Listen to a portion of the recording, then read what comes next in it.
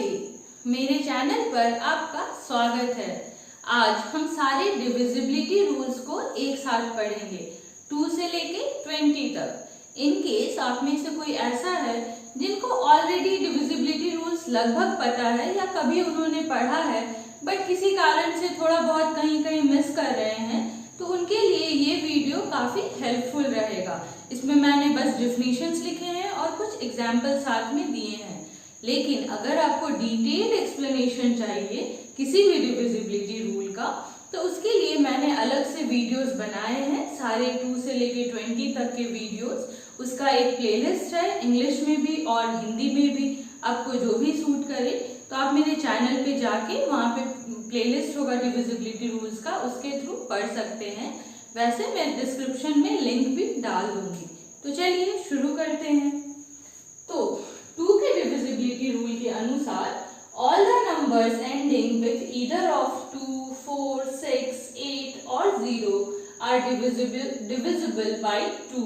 In other words, all the even numbers are divisible by 2. Example 5678, 9346, etc. तो वे सारे numbers जिनके अंत में 2, 4, 6, 8 या 0 हो, वे 2 से डिविजिबल होते हैं। ठीक है। और 3 के डिविजिबिलिटी रूल के अनुसार if the sum of the digits of a number is divisible by 3, then the number itself will also be divisible by 3। ठीक है। तो 3 के डिविजिबिलिटी रूल के अनुसार अगर किसी नंबर के सारे डिजिट्स का सम 3 से डिविजिबल है तो वो नंबर भी 3 से जरूर डिविजिबल होगा। Example 13,701, 2094, etcetera. ठीक है। अब 4 का डिविजिबिलिटी रूल क्या होता है? If the last 2 digits of a number are divisible by 4, then the number will also be divisible by 4. अगर किसी नंबर का आखिरी 2 डिजिट 4 से डिविजिबल है तो पूरा नंबर भी 4 से जरूर डिविजिबल होगा।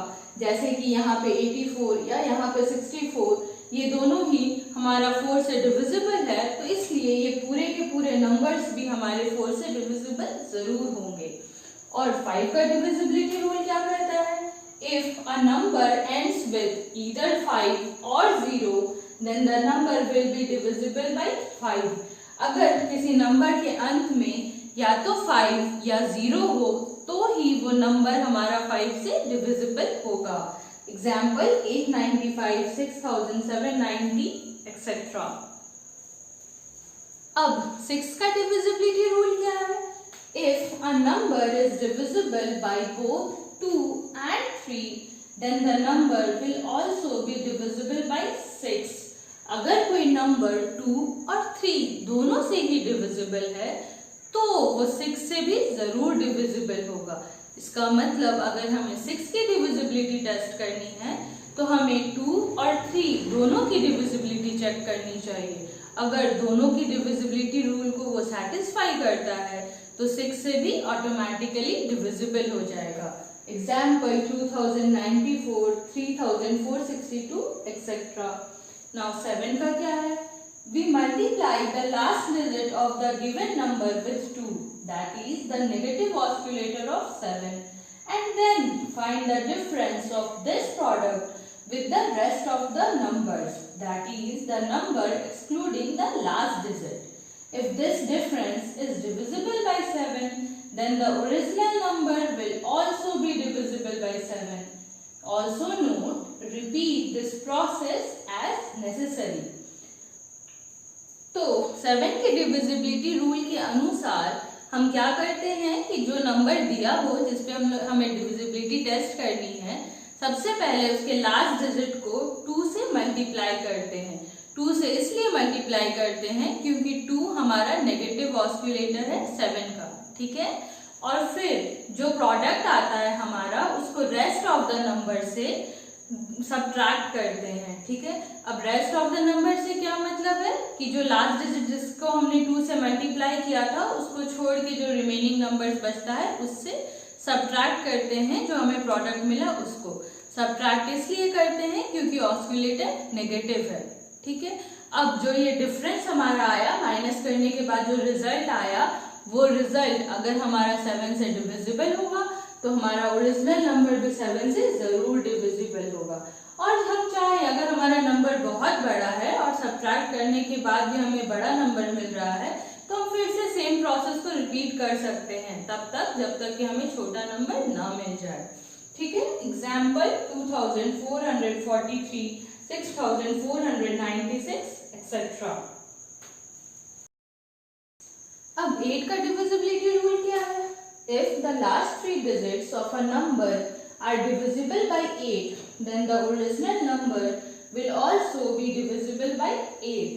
अगर किसी नंबर का आखिरी 3 डिजिट्स 8 से डिविजिबल है तो वो नंबर भी 8 से जरूर डिविजिबल होगा।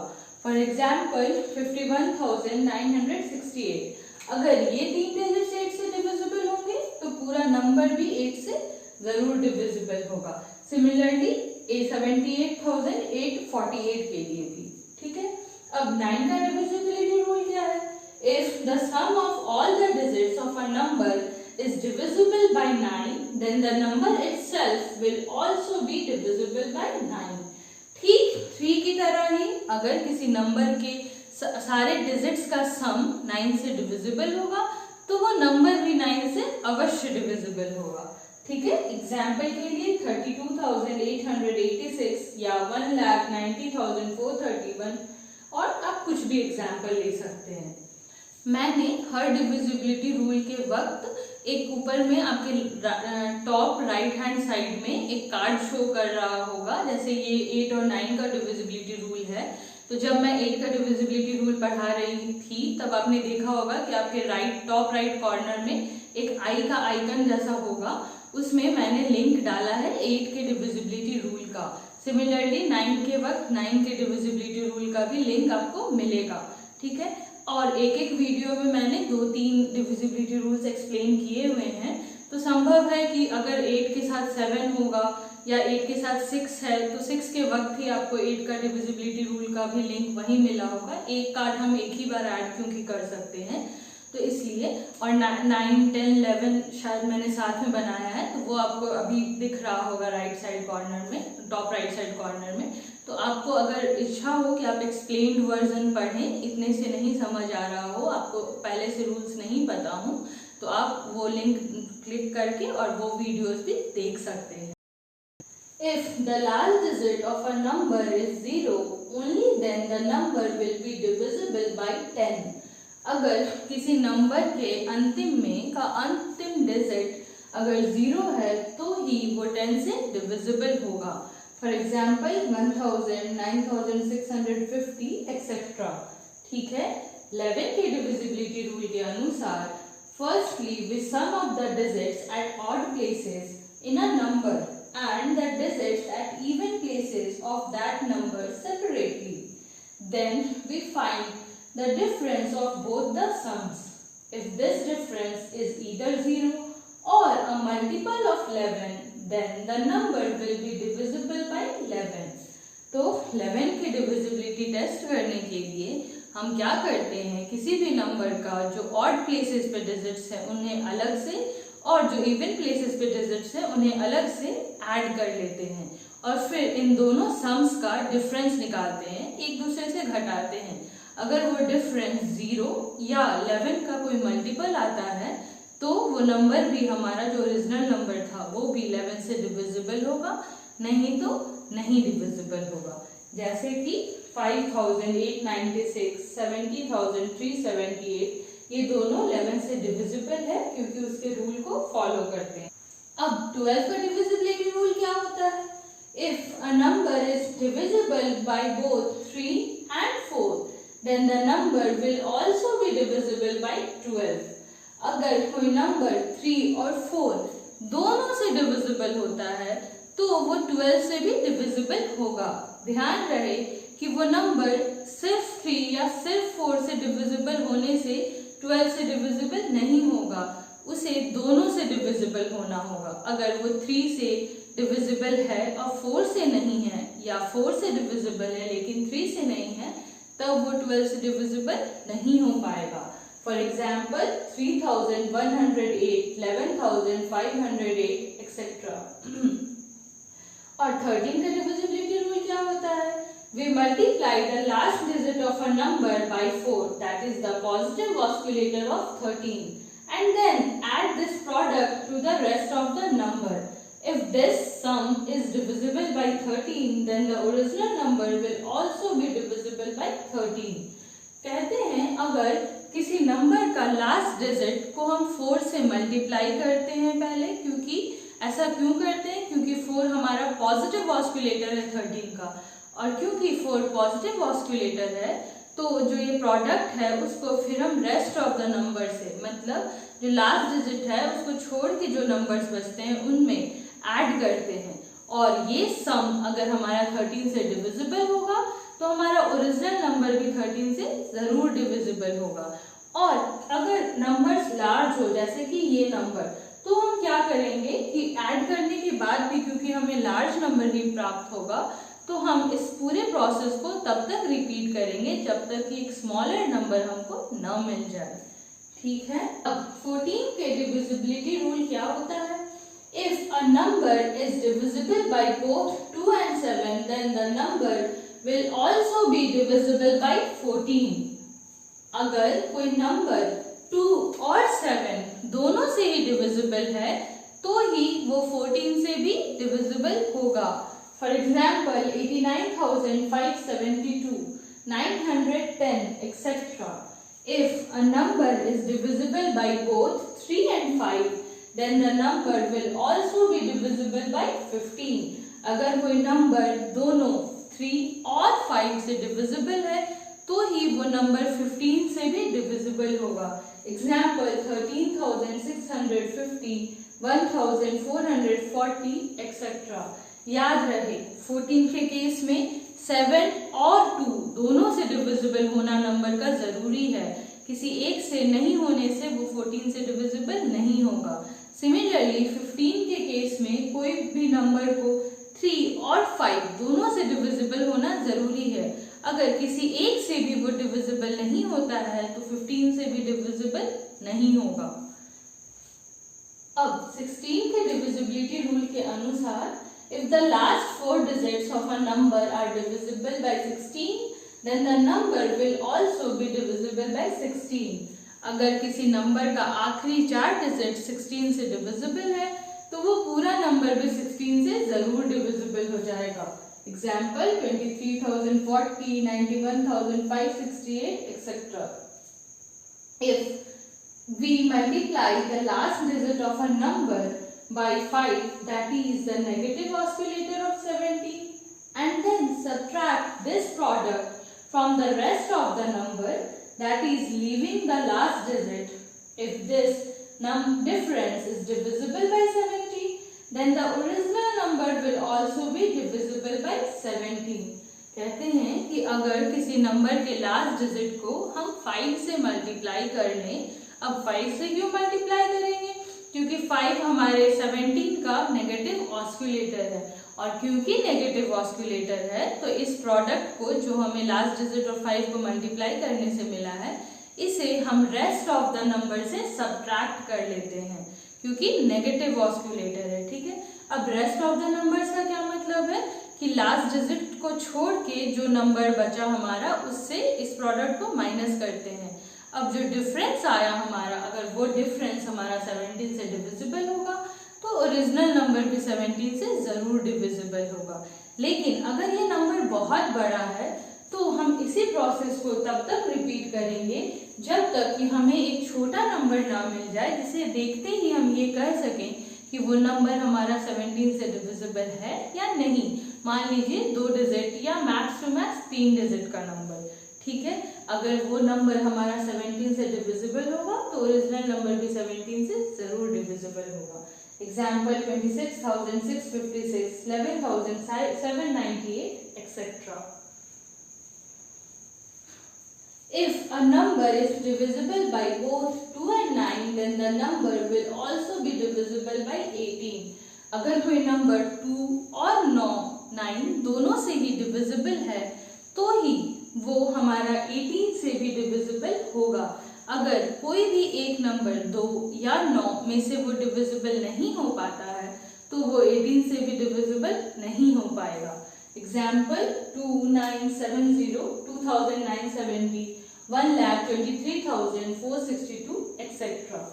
और 19 के डिविजिबिलिटी रूल के अनुसार we multiply the last digit of a number by 2, that is the positive oscillator of 19, and then add this product to the rest of the number, that is leaving the last digit behind. If this sum is divisible by 19, then the original number will also be divisible by 19. अब 19 के case में हम क्या करते हैं कि जो last digit है नंबर का उसको 2 से पहले मल्टीप्लाई करते हैं। 2 से क्यों मल्टीप्लाई करते हैं? क्योंकि वो हमारा ऑस्किलेटर है 19 का, ठीक है।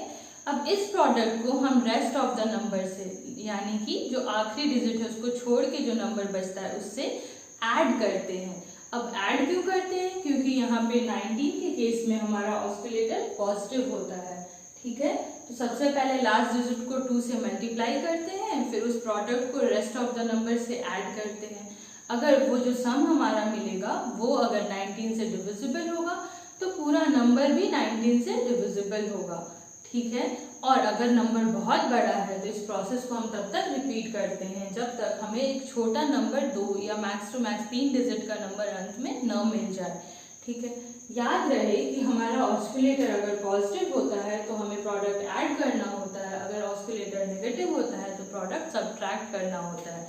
जैसे कि 7 के केस में भी हमारा ऑस्किलेटर 2 ही था और 19 के केस में भी ऑस्किलेटर 2 ही है, लेकिन 7 के केस में क्योंकि ऑस्किलेटर नेगेटिव था तो हमने प्रोडक्ट को सब्ट्रैक्ट किया था, और 19 के केस में क्योंकि ऑस्किलेटर पॉजिटिव है तो हमने प्रोडक्ट को ऐड किया है। If a number is divisible by both 4 and 5, then the number will also be divisible by 20. अगर कोई नंबर 4 और 5 दोनों से डिविजिबल होता है तो वो 20 से भी जरूर डिविजिबल होगा। If the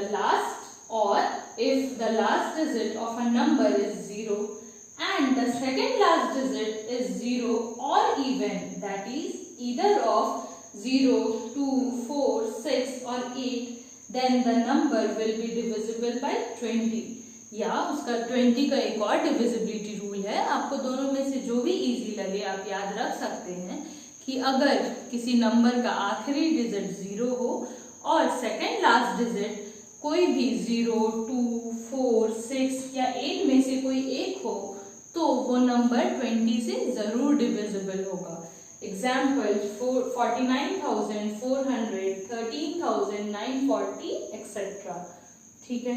आशा है आपको ये सारे डिविजिबिलिटी रूल समझ आए होंगे। अगर आपको किसी भी डिविजिबिलिटी रूल में थोड़ी भी दिक्कत हो रही है तो मैं एक बार फिर से कहना चाहूँगी कि मैंने इन सारे डिविजिबिलिटी रूल्स पे एक्सप्लेन्ड वीडियो बनाए हैं, इंग्लिश और हिंदी दोनों ही लैंग्वेजेस में। अगर आपको किसी पर्टिकुलर डिविजिबिलिटी रूल में दिक्कत हो रही है, सिर्फ डिफिनीशन से नहीं समझ आया, तो आप मेरे चैनल पे जाके वो प्लेलिस्ट का ऑप्शन खोल के उसमें इंग्लिश वाला अलग प्लेलिस्ट, हिंदी डिविजिबिलिटी रूल्स के अलग प्लेलिस्ट मैंने बना रखे हैं। जो भी आपको सूट करे उस प्लेलिस्ट में जाइए और सारे डिविजिबिलिटी रूल्स मैंने एक्सप्लेन करके अच्छे से अलग अलग वीडियोस में समझा रखे हैं। कोई वीडियोस अगर छोटा हो रहा था तो मैंने 2-3 डिविजिबिलिटी रूल्स एक साथ भी समझाए हैं। प्लीज़ उसे एक बार जाके ज़रूर देखिए, और अगर मेरे वीडियोस अच्छे लगे हों तो उन्हें प्लीज़ लाइक कीजिए, अपने फ्रेंड्स एंड फैमिली के साथ शेयर कीजिए, और अगर आपने मेरा चैनल सब्सक्राइब नहीं किया है तो डू सब्सक्राइब माय चैनल। आज के लिए इतना ही, धन्यवाद।